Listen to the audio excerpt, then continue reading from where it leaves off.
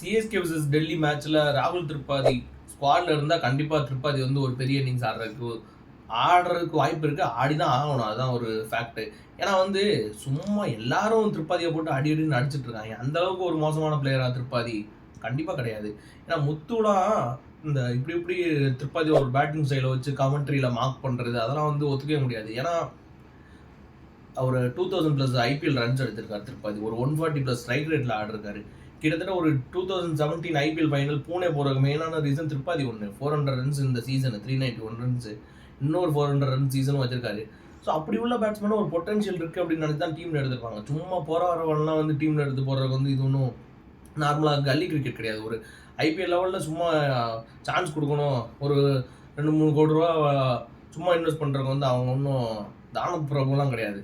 So comment பண்ணலாம், யாருனாலும் comment பண்ணலாம். ஒரு எப்படி சொல்கிறது, ஒரு என்னையா இவர் இப்படி ஆடுறாரு, இன்னும் கொஞ்சம் நல்லா ஆடலாம், இவரெல்லாம் பேட்டிங் ஆட தெரியுமா தெரியாது அப்படிங்கிறது ஒரு அதை மார்க் பண்ணுறது வந்து ரொம்ப ஒரு கேவலமான விஷயமா தான் நான் பார்க்குறேன்.